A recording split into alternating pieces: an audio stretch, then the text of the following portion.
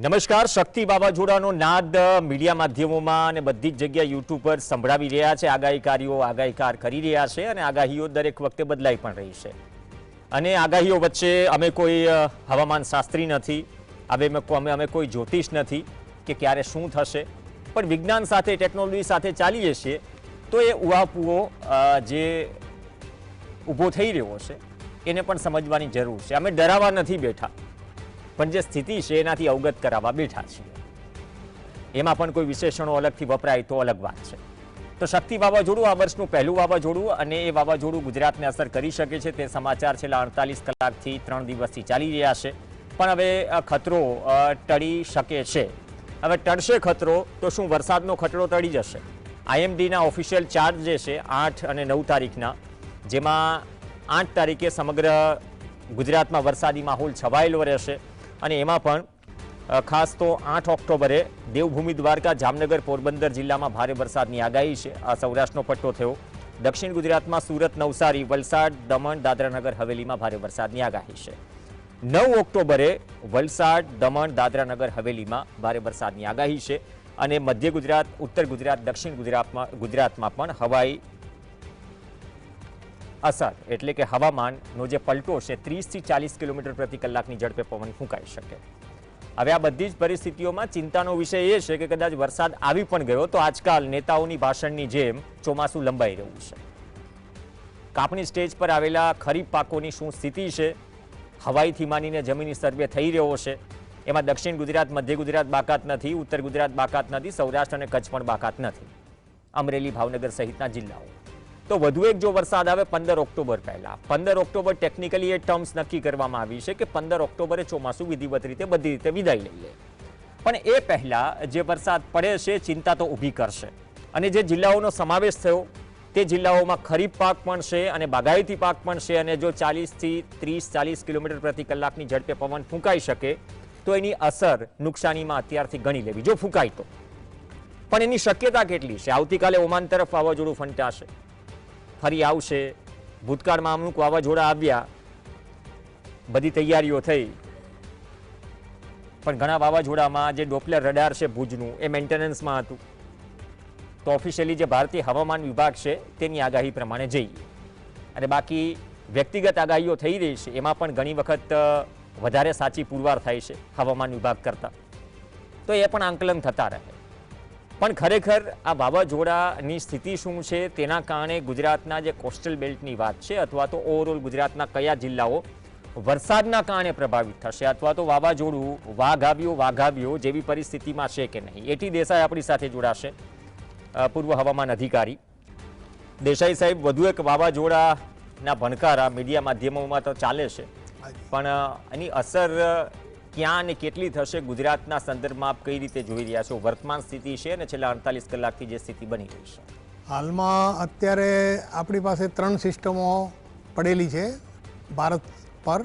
એમાં એક છે બે ઓફ બેંગાલમાં ડીપ ડિપ્રેશનમાંથી થયેલું ડિપ્રેશન લેન્ડ પર આવી ગયું છે, જમીન પર, અને કદાચ કાલ સુધીમાં એ લો પ્રેશર કે વેલ માર્ક લોમાં થઈ જશે. બીજું આપણી પાસે જે અત્યારે જે શક્તિ ટ્રોપિકલ સાયક્લોન કહેવાય છે એ ઓમાન બાજુ જઈ રહ્યું છે, પરંતુ 6 તારીખે એ યુ ટર્ન મારી રહ્યું છે. અને યુ ટર્ન માર્યા પછી એની જે ગતિ છે એ કઈ બાજુ ફંટાશે અથવા કઈ બાજુ જશે એની ગણતરીઓ અત્યારે આઈએમડી કરી રહ્યું છે. અને જે ડબલ્યુડી છે, વેસ્ટર્ન ડિસ્ટર્બન્સ, એ હિમાલય પર ઓલરેડી લેન્ડ થઈ ચૂક્યો છે અને એના કારણે આપણે હિમવર્ષાને બધો પ્રકોપ ચાલુ થઈ ગયો છે. અને એ બંને સિસ્ટમ ડબલ્યુડી અને ડિપ્રેશન બંને કાલ સુધીમાં વીક પડી જવાની વકી છે. અને એના કારણે એ બે જણનો જે ટ્રાયેંગલ બને છે એની દિશામાં જો વાવાઝોડું ફંટાય તો અત્યારની તબક્કે પોરબંદર અને દ્વારકાની વચ્ચે એનો જે લો પ્રેશરનો ટકરાવ છે એ થવાની મહદ અંશે શક્યતા હાલના સંજોગોમાં દેખાઈ રહી છે. પરંતુ જો બિપરજોયની જેમ પુનઃ ઉત્તર ગુજરાત પર ફંટાય તો ઘણો મહાવિનાશ થઈ શકે. હવે એની ગણતરીઓ આપણને 8 તારીખે ક્લિયર કટ મળી જશે, કારણ કે આપણી પાસે ડોપલર રડાર ભુજનું છે એ આ બધી માહિતી ઉપરના પવનો અને દિશા પ્રમાણે જણાઈ રહ્યું છે. પરંતુ એનું 6 કે 7 તારીખ પછીનું મૂલ્યાંકન અત્યાર સુધી આપણે કરી શક્યા નથી. અને જે વંડર અંડર અને JTWC તથા બીજી વિશ્વની નોવા અને નાસા હવામાન ચેનલો છે એ લોકો દર્શાવે છે કે એ ગુજરાત પર તો આવશે જ, પરંતુ કયા તીવ્રતા સાથે અને કઈ ભૂમિકામાં આવશે એ નક્કી કરવા માટે એ લોકોને 8 તારીખનો સમય ટાર્ગેટ નક્કી કર્યો છે. એટલે આપણે IMD ની વાત કરી IMDમાં તો આજે અત્યારે આગાહી કરવામાં આવી છે આટલા જિલ્લાઓમાં વરસાદની શક્યતા. તો વરસાદ સિવાય વાવાઝોડાનું કોઈ અપડેટ નથી? વાવાઝોડાનું અપડેટ તો નથી, પરંતુ જે લો પ્રેશર છે કે ડિપ્રેશનમાં ટકરાય છે એની પર આપણે તબાહીનો આંક મળી શકે. કારણ કે જો ડિપ્રેશન સાથે લેન્ડ પર આવે, જેમ કે આપણે ઓડિશામાં આવ્યું ડીપ ડિપ્રેશન લેન્ડ પર, અને ઓડિશામાં જે મહા તબાહી અત્યારે મચાઈ રહ્યું છે, એ રીતે જો ગુજરાત પર પણ ડિપ્રેશન સાથે આવી જાય તો તકલીફ વધારે થાય, અને જો લો પ્રેશર થઈને આવે તો ઓછી થઈ શકે. અને એની ગણતરીઓ અને એ બધું લગભગ આપણને 6 તારીખ સુધીમાં ક્લિયર કટ મળી જશે એવું IMD અત્યારે માની રહ્યું છે. ઓકે, 6 તારીખ સુધી ક્લિયર કટ મળી જશે, એટલે કઈ તારીખનું મળશે આવનાર? એ પછી આપણને 10 તારીખ સુધીનું મળી જશે.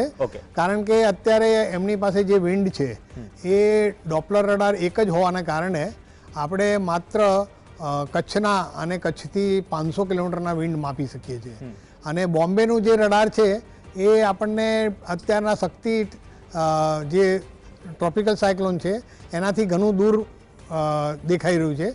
કારણ કે બોમ્બેનું જે રડાર છે એની રેન્જ પણ 500 કિલોમીટર જ છે, અને ત્યાંથી શક્તિ અત્યારે 800થી 900 કિલોમીટર દૂર છે. એટલે 400 કિલોમીટર જે બ્લાઇન્ડ એરિયા છે એ આપણે નક્કી કરવામાં અત્યારે થોડા ગોથા ખાઈ રહ્યા એવું લાગી રહ્યું. બ્લાઇન્ડ એટલે રડાર નથી? રડાર આપણી પાસે નથી, ખાલી માત્ર આપણી પાસે પ્રેશર અને ટેમ્પરેચરના ડેટા સેટેલાઇટ થ્રુ જે મળે છે એ જ મળી શકે છે. અને અત્યારે એક જો સામાન્ય લોકો સુધી ઇવન GSTV થકી કે બાકી મીડિયા માધ્યમો થકી જે સમાચાર પહોંચી રહ્યા છે કે ઓમાન તરફ ફંટાઈ શકે, ત્યાંથી વળી શકે, એ જે પૂર્વાનુમાન અને શક્યતાઓ છે એમાં શ્યોરિટી નથી? ના, એમાં શ્યોરિટી કચ્છના રડારને કારણે એનું યુટર્ન તો નક્કી જ છે. અચ્છા. કારણ કે ઓમાન બાજુનું જે ટેમ્પરેચર છે એના કરતાં આપણા ગુજરાતના ટેમ્પરેચરો ઊંચા છે, એના કારણે એનો યુટર્ન ચોક્કસ નક્કી છે. પરંતુ એ કેટલી ગતિથી અને કેટલી તબાહી સાથે આવશે એ નક્કી કરવામાં આપણે અત્યારે થોડા ઉના ઉતરી રહ્યા છીએ. કારણ કે આપણી પાસે જે વેરાવળનું અને સુરતનું રડાર હોવું જોઈએ એ હાલમાં અવેલેબલ નથી. કદાચ નેક્સ્ટ બજેટમાં થઈ જાય એવી ગણતરી છે. નહીં તો કદાચ સરકારથી માંડીને સરકારને પણ કદાચ એ તૈયારીઓ કરવાનો કદાચ વહેલો અવકાશ મળે કે 5 દિવસ પહેલા અંદાજો આવે, શ્યોરિટી મળી જાય કે નહીં આ શક્યતા અહીંયા વધારે પ્રબળ છે, તો એ હિસાબથી કદાચ ડોપલર રડાર તો પ્રાયોરિટીમાં હોવું જોઈએ. તમે વેરાવળ કે સુરતની વાત કરી, તો આમાં ડિલે કેમ થઈ રહ્યું? એમાં ડિલે થવાના કારણોમાં એવું છે કે એની જમીનની ફાળવણી ગુજરાત ગવર્મેન્ટ દ્વારા, તથા એના પછી એનો સ્ટાફ ડિપ્લોય કરવો પડે IMDએ, અને એના પછી લગભગ ઓછામાં ઓછા 1 કે 2 વર્ષમાં કોઈ પણ રડાર ઇન્સ્ટોલ થઈ શકે. એટલે આપણે નેક્સ્ટ બજેટમાં 4 રડારની ફાળવણી કરી છે ગુજરાતને, પરંતુ 4માંથી અત્યારે તો માત્ર ભુજનું જ રડાર આપણી પાસે સક્ષમ છે, અને એના કારણે આ યુટર્ન નક્કી થયો છે. પણ એ યુટર્ન પછી બિપરજોયમાં જાય છે કે આપણે દ્વારકા ને પોરબંદર પર આવે છે કે સુરત બાજુ જાય છે, એ આપણે અત્યારે નક્કી કરી શકતા નથી. નહીં, ગુજરાતમાં તો ડાયમંડ બુર્સ આવી ગયું, ઘણું બધું આવે છે. ધોલેરામાં આટલું બધું જ ઇન્વેસ્ટમેન્ટ થઈ રહ્યું છે, બધું જ મતલબ એક ગ્રોથ એન્જિન તરીકે મનાય છે. અને જો 100 કિલોમીટરનો દરિયાકાંઠો છે આપણી પાસે, તો આ પ્રકારની પરિસ્થિતિમાં શું અહીંથી હવામાન વિભાગ તરફથી અથવા તો એ પ્રાયોરિટીમાં વાત ન થઈ એવું બની ન શકે? કદાચ આ અંગે ડિસ્કશનમાં હશે વાત, કેમ કે આ કેટલા વર્ષોની વાત થઈ, કેટલા વર્ષોથી આ પ્રકારની વાત થઈ રહી છે કે આવે છે વાવાઝોડું નહીં, ડોપલર રડાર આવે છે, ક્યાં આવે છે, કઈ રીતે આવે છે. તો કદાચ આ બધાની નોબતમાં આપણે જોવો ને તો એની પરિસ્થિતિમાં વાત ન કરી શકીએ. મોદી સાહેબના વખતથી ડોપલર રડારની ડિમાન્ડો હતી, અને ભુજમાં તો જે રડાર છે એ એરફોર્સ ખાતે છે, અને એરફોર્સના સ્ટેન્ડ બાયમાં આપણે IMD વાપરી રહ્યું છે. એટલે એનો ઉપયોગ આપણે પૂરેપૂરો કરીએ જ છે, અને એના કારણે જ આ યુટર્ન નક્કી થયો છે. પરંતુ એની જે મહત્તમ આપણે કેપેસિટી હોય એ 500 કિલોમીટરથી વધારે છે એની, એટલે એની રેન્જ બહાર જાય તો વી આર ટોટલી બ્લાઇન્ડ, અને એ તમે જે 400 કિલોમીટર વાળો સ્પોટની વાત હા કરો છો 400 કે આપણે કિલોમીટર, blind છીએ. કારણ કે આપણું રડાર સક્ષમ એકચ્યુઅલી ઇફેક્ટિવ 250 કિલોમીટરની રેન્જ છે અને એક્સટેન્ડેડ રેન્જ જે કહેવાય એ 400 કિલોમીટર છે, 480 કિલોમીટર છે. પરંતુ બોમ્બેનું રડાર જો આપણને અત્યારે તો સક્રિય છે જ, પરંતુ બોમ્બેની રડારના સિસ્ટમમાં આવી જાય તો બે રડારનો સરવાળો થતાં આપણને આગાહીમાં ઘણી સરળતા થઈ શકે. અને એ દ્રષ્ટિએ આપણે થોડા સાયન્ટિફિક ડિપાર્ટમેન્ટ તરીકે હું એમ કહીશ કે આપણે ટેકનિકલી થોડા ઊના ઉતર્યા છીએ, કારણ કે ઘણા વર્ષોથી આપણી ડિમાન્ડ હતી અને આગાહીમાં જે કંઈ આપણે ફોલ્ટ કહી શકાય અથવા જે આપણે ઊના ઉતર્યા છીએ એનું કારણ આ એક ટેકનિકલ મુદ્દો તો છે જ, પરંતુ આપણે બીજા બધા સાધનો અને સેટેલાઇટ દ્વારા આ બધું આપણે મૂલ્યાંકન કરીએ છીએ. વિશ્વ હવામાન સંસ્થાઓ પણ આમાં મદદ કરી રહી છે અને wonder under, NASA, JTWC, joint committee અને WMO બધા જ આના માટે ચિંતિત છે. એટલે એમાં કોઈ ડેન્જર તો છે નહીં, પરંતુ આપણને જે 48 કે 72 કલાક પહેલાં માહિતી મળવી જોઈએ એ આપણને કદાચ 24 કલાક પહેલાં મળશે. એટલે આપણું જે શાસન છે એને તૈયારી એકાદ જિલ્લામાં કરવાની હોય એના બદલે લગભગ 6-7 જિલ્લામાં કરવી પડશે, એટલે એ સ્કેટર્ડ થઈ જશે. એટલે કદાચ એ સરકારને પણ થોડી મદદરૂપ થઈ શકે. હાજી એટલે આત્મનિર્ભરતાનો નારો હમણાં ગુંજે છે. હાજી. હવે આગાહીમાં આપણે આત્મનિર્ભર નથી 48 કલાક પહેલા. ના, એ તો- આવું બહુ કોઈ જોને તો વગર વાત ના, કરું ના, છું. એ જો તો- કેમ કે તમે ટેકનિકલ માણસ રહી ચૂક્યા છો, હવામાન વિભાગમાં આટલા સમય સુધી તમે સમય વ્યતીત કર્યો છે. સાધનોની બાબતમાં, ટેકનોલોજીની બાબતમાં જે વિસ્તાર છે, દરિયાઈ કાંઠો આટલો લાંબો છે એનું ગૌરવ લઈએ છીએ. પણ એ દરિયાકાંઠો લાંબો છે તો સટીક આગાહી અમુક 48 કલાક પહેલા કે 3 દિવસ 4 દિવસ પહેલા જો આપણને સટીક મળી જાય તો એ ગુજરાતના હિતમાં છે. યસ, તો માનો છો કે આમાં થોડું આત્મનિર્ભર બનવાની જરૂર છે? ઘણું જ, કારણ કે આમાં તો આપણે વર્ષોની ડિમાન્ડ હતી હા. પણ હજુ ફૂલફિલ નથી થઈ શકી અને કદાચ આમાં ઝડપ કરે તો આગામી જે વાવાઝોડાઓ આવે એમાં આપણે આનો બોધપાઠ લઈને થોડું વધારે મૂલ્યાંકન કરી શકીએ અને સરકારને સારો સમય આપી શકીએ અને 72 કલાક પહેલાં જે આગાહી મળે એની જે કલેક્ટરને મામલતદાર સુધી માહિતી પહોંચાડી શકાય એમાં આપણે જરા સુધારો કરી શકીએ અને એના કારણે ગુજરાત ગવર્મેન્ટને બી લોડ ઓછો પડે, કારણ કે અત્યારે આપણે 1600 કિલોમીટરમાંથી ઓછામાં ઓછો 800 કિલોમીટરનો રેન્જ એલર્ટ કરવી પડે એવું છે અને એના બદલે જો સટીક માહિતી મળે તો માત્ર 200 કિલોમીટરમાં આપણે એ વસ્તુ ડિપ્લોય કરી શકીએ. આપણી જે ટીમો છે એ પણ આપણે ઓછા એરિયામાં મોકલવી પડે. અત્યારે આપણે 800 થી 1000 કિલોમીટરમાં એ એલર્ટનેસ રાખવું પડે છે. અને આ એક કોમ્પ્લિમેન્ટ તરીકે સરકાર પણ લે. અધિકારીઓ જે સમજે છે એ તો સમજે છે કે શું ખૂટી રહ્યું છે. પણ હવે થોડા બીજા મુદ્દા પર આવીએ. જે વરસાદી પેટર્ન બદલાઈ છે, હમણાં જે છેલ્લો વરસાદી રાઉન્ડ આવ્યો, ખેલૈયાઓ ઘણા નિરાશ થયા. એના કરતાં વધારે સ્થિતિ ખરીફ સિઝનમાં ખેડૂતોની ખરાબ છે. પાથરા પલળી ગયા છે આગોતરા વાવેતરના. પણ 8-9 તારીખની જે આગાહી છે એ મુજબ જો વરસાદ પડવાની શક્યતા વ્યક્ત કરાઈ છે તો કદાચ આ પડિયા પર પાટું સમાન સ્થિતિ છે. અને દક્ષિણ ગુજરાત અને સૌરાષ્ટ્રથી ઉત્તર ગુજરાત સૌરાષ્ટ્રનો જે 100 કિલોમીટરનો બેલ્ટ છે એમાં તો ચોક્કસ વરસાદ પડશે જ, કારણ કે લો પ્રેશર બી જો કે વિખેરાઈ જાય તો પણ એના પવનોને કારણે મોઇશ્ચર તો લેન્ડ પર આવશે અને એનું ઘનીકરણ થવાને કારણે વરસાદ તો 100 કિલોમીટરના બેલ્ટમાં તો પડવાનો જ છે. પરંતુ જો વધારે પડે તો નુકસાન વધારે થાય, જેમ કે પોરબંદર, દ્વારકા, વેરાવલ અને સુરત અને વલસાડ એ જે રાજ્યો છે અને જો આપણે ઉપરની તરફ ફંટાય તો નલિયા અને કચ્છ અને જામનગર એ બધા જ એરિયામાં અસર થોડી થોડી થશે. પરંતુ કેટલી થશે એના માટે આપણે 8 તારીખ સુધી રાહ જોવી રહી, કારણ કે એ આપણે ટાંચા સાધનોના કારણે આપણે કબૂલ કરવું પડે એમ છે. ઓકે, ટાંચા સાધનો છે, સ્વીકારવા તૈયાર નથી સરકાર. ના, સરકાર તો સ્વીકારે છે. હા, કારણ કે એમને ઓલરેડી એપ્રૂવ કરી દીધા છે સાધનો, પરંતુ એનો એક પ્રક્રિયામાં વાર લાગશે. પણ આ જે ભારે વરસાદની આગાહી IMD એ કરી છે જે જિલ્લાઓમાં, હાજી, મતલબ કે ત્યાં શક્યતા વધારે વર્તાઈ રહી છે કોસ્ટલ બેલ્ટ પવન સાથે. મેઇન કોસ્ટલ બેલ્ટ પર પવન સાથે, અને પવનની જે ગતિ 40 થી 50 આપ કહો છો એના બદલે જો ઓડિશાની જેમ ડિપ્રેશન સાથે ટકરાય તો એ લગભગ ડબલ થઈ જાય. ટૂંકમાં અત્યારે શ્યોરિટી નથી. ના જી, બિલકુલ નહીં.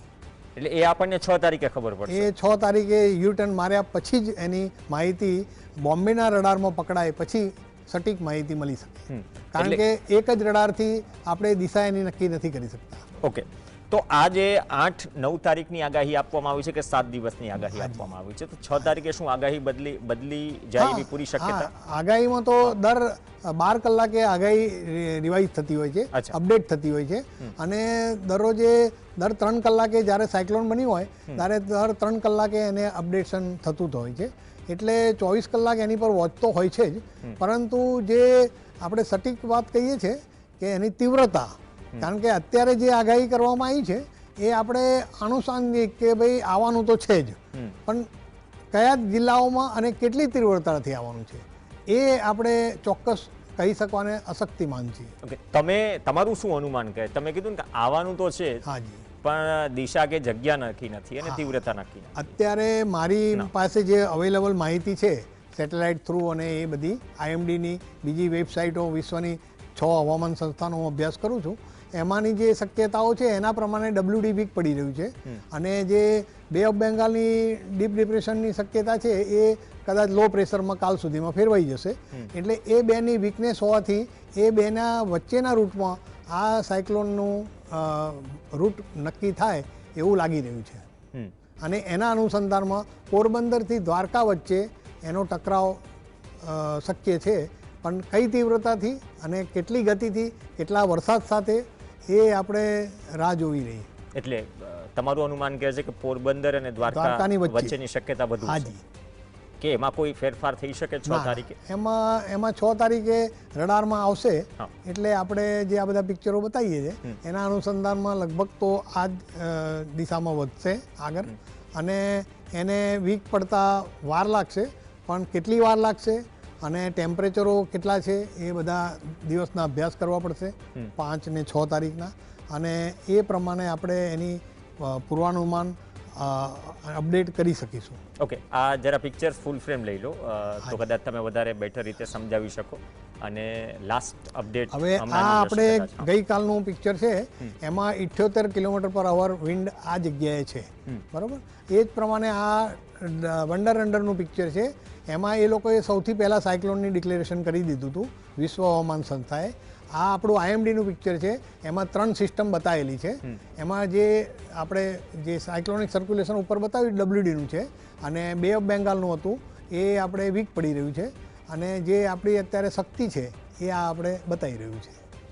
ઓકે, તો હવે 6 તારીખ સુધી વેઇટ એન્ડ વોચ કરવાનું, અને રિક્વેસ્ટ કોઈ ના એમાં ગવર્મેન્ટને રિક્વેસ્ટ, હવામાન વિભાગમાં ખેડૂતો છે, આપણે પાક માટે આપણે એક વસ્તુ કહી શકીએ કે જે આપણે પાક છે એને આપણે સલામત ખસેડી લેવો જોઈએ, અને વરસાદને કારણે પાક બગડે નહીં, અથવા વાવેતરમાં જે કંઈ કરવું હોય એના માટે બી વરસાદને અનુસંધાનમાં આપણે કરવા વિનંતી. ઓકે, ધન્યવાદ દેસાઈ સાહેબ, ચર્ચામાં જોડાયા. અને આપણો પ્રયાસ એ જ હતો કે તમે હવામાન વિભાગની જે મર્યાદાઓ છે અથવા તો જે પણ બુલેટિન્સ અપાય છે લોકો સુધી પહોંચે એ ડર વગર, અને એક વસ્તુ એ પણ સ્વીકારવાની જરૂર છે કે 6 તારીખ પહેલાં આપણી પાસે જે સટીક માહિતી છે એ જ પહોંચાડીએ, કેમ કે હવામાન વિભાગ પાસે જો 6 તારીખ પહેલાંની 6 તારીખ સુધીની સટીક માહિતી હોય એ પછીની નથી, તો એના માટે જે વસ્તુ ખૂટી રહી છે ડોપલર રડારથી માંડીને ટેકનોલોજીની બાબતમાં, એ બાબત કદાચ પરિપૂર્ણ થવી જોઈએ, કેમ કે 1600 કિલોમીટરનો દરિયાકાંઠો છે, વાવાઝોડાની પેટર્ન બદલી છે, વાવાઝોડા વધ્યા છે, તો માત્ર આ એક આફત નથી, ભવિષ્યમાં પણ આવશે, પણ એ પહેલાં આપણે તૈયાર રહેવું પડશે ને એટલી સ્વીકારવું પડશે કે આપણી પાસે આ નથી, તો એ પૂરું કરવું પડશે. એક બ્રેક માટે રોકાઈશું, બ્રેક બાદ અન્ય સમાચારો.